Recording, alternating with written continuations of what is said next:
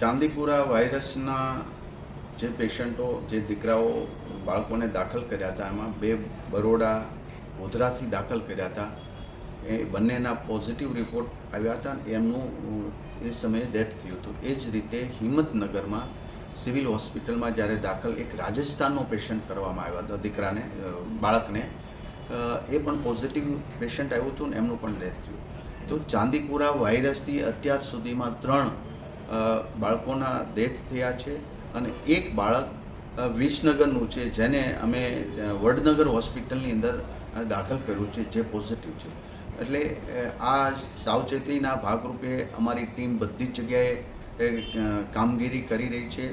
ગયા વર્ષે યાની કે 24માં જે ચાંદીપુરા વાયરસના દર્દીઓ આવ્યા હતા એ પ્લેસમાં પણ ટીમ સર્વે કરવાનો આજે મેં સૂચના આપી છે અમારા અધિકારીઓને અને એ પણ એ જેટલા 61 પ્લેસ જે હતા ગયા વખતના દર્દીઓના એ તમામ જગ્યાએ સર્વે થશે કરવા માટેની સૂચના આપી છે અને ત્યાં પણ દવાનો છંટકાવ વગેરે।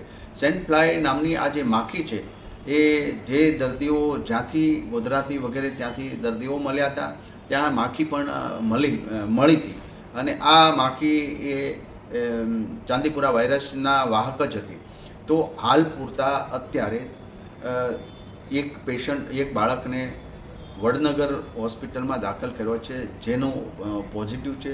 અન્ય કોઈ શંકાસ્પદ હોય તો એનું દરેક જગ્યાએ સ્ક્રીનિંગ કરવું, પ્રાઇવેટ હોસ્પિટલમાં પણ દાખલ થાય તો સરકાર સાથે સંકલન કરવા માટેના ચાઇલ્ડ સ્પેશિયાલિસ્ટ ડૉક્ટરોને પણ આજે સૂચના અમારા અધિકારી દ્વારા આપવા માટે મેં કહ્યું છે।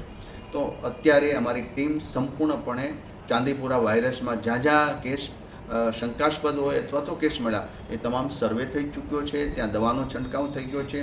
આ ચાંદીપુરા વાયરસની કોઈ સ્પેશિયલ એવી દવા કે રસી નથી, પણ જે સિમ્ટમ્સ આવે એ પ્રમાણે એમને મેડિસિન અને દવાઓ ઇન્જેક્શનો આપતા ડૉક્ટરો આપતા હોય છે।